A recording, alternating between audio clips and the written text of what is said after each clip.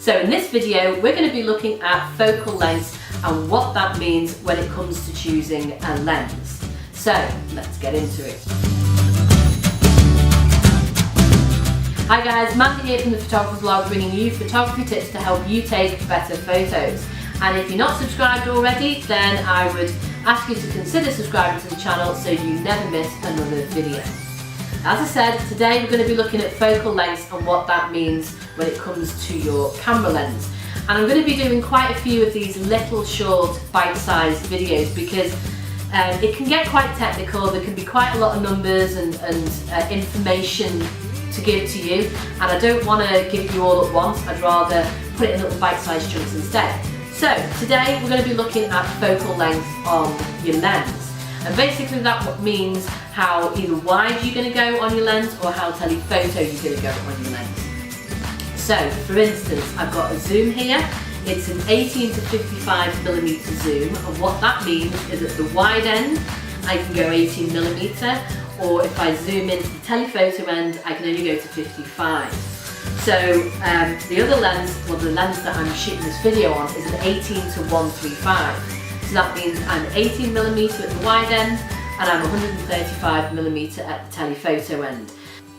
So what that means, as you can see on zoom lenses that you're starting to get a wide angle end and you've got telephoto end, and you've got a variety of different focal lengths that you can have on your zoom lenses. So 24 to 70 or 24 to 105 is also a popular focal length. And then you can get more telephoto zoom lenses like 17 to 200, or you've got 55 to 200, and you can even get 18 to 200, so you've got a wide range from the wide end all the way up to quite telephoto end there. So you can see there what the numbers are starting to mean as opposed to focal length. And then besides zooms, you can also get prime lenses, which means they're fixed focal length. So they're either 50mm or the 35 or the 85 or 100. There's no zoom range. If you want to get that different focal length, you've got to change the lens rather than zoom in or out. So that's the difference between those two lenses. And then, so what's that all that mean? You know, what works for you and what works for your kind of photography. So there's a vast range of lenses out there, going everything from 8mm. So for instance, this is an 8mm fisheye lens. It's quite heavy because there's a lot of glass in it, because it has to be quite bulbous. I don't know if you can see that there. It obviously extends over the end of the lens there. It's that bulbous. So an 8mm fisheye lens is what it suggests. It's very, very wide angle. It's extreme. So if you were to put this lens onto a full frame body, it would be circular, basically the image.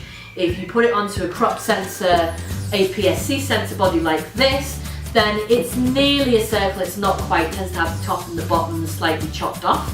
But in other words, 8mm focal length is extreme wide angle.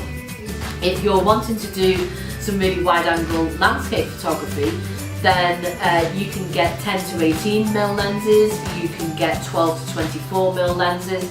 So anything down that end of the focal length spectrum, you're looking at very extreme or wide angle lenses that are good for landscapes and that type of stuff. When you're starting to get into, say, the 18mm upwards on APS-C cameras, and I kind of go into the difference between full frame and crop sensors in another video, and I will put that in a card at the top of the video. So if you're interested, go have a look at that video and it'll explain a little bit about crop and full frame sensors. But then anything 18mm on a crop sensor upwards is kind of the edge of wide angle going into just normal everyday zoom focal lengths. And then you get to the other end where you're getting into good portrait modes. So for instance, if I start from, say, let me think, 35mm, that's an optimum focal length because it's the same focal length as the 35mm film, so the full frame in other words, but it's also very easy on the eye. Our eyes naturally can see very well at 35mm. So 35mm works really well for, say, street photography. It's a natural focal length, nothing's distorted and nothing's too zoomed in. It's just nice at that level. So when it comes to, I'm talking full frame focal length here, more than APS-C. And as I say, look at that video and you understand why. But 35mm is great for street photography. When you get to 50mm, like this little guy here, you're starting to get into the realm of great portrait lenses and great portrait focal lengths. So 50mm, 85mm, even 100mm are great lengths for portraits and those type of things, just because you haven't got distortion where you're kind of compressed in that sense, and you're not too far in where you're flattening yourself out a bit. So it's just nice natural focal lengths that are great for portraits. Once you get past, say, 100mm, you start getting to the 200mm, 3, 5 and 600mm, then you really get into the telephoto end of the focal length spectrum.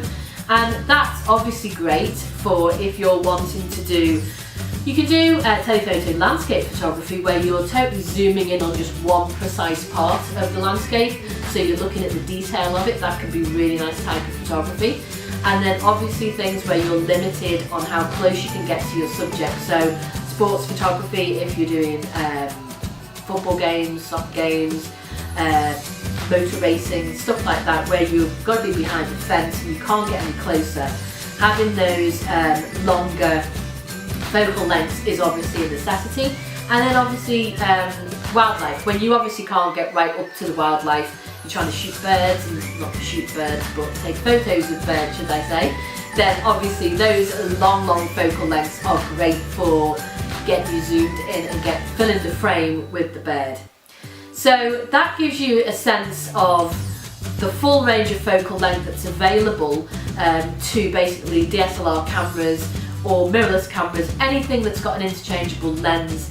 You've basically got that kind of spectrum of focal length that you can use. And as I say, the focal lengths do have to be taken into account when you put them on a crop sensor. You've got to take into account that there is a crop factor there, but as I say, it's all explained in that other video. So there we go, that's a quick overview of focal lengths and what focal lengths are used for different types of photography, and then basically a start to look at what some of the numbers on these lenses mean, because as I say, this one here says 18 to 55mm on it, and that tells you the focal length for this lens. So I hope you found that useful. I hope it's answered some of your questions. If not, or you've got any more questions, then please pop them in the comments below and I'll have a look at them there. And then hopefully if you've liked this video, then please give it a thumbs up, give it a like, it really does make a difference. And if you haven't already, then please consider subscribing to the channel, because there will be some more videos like this coming out very soon. So thank you very much again for watching, and I will see you in the next video. Thanks very much, bye.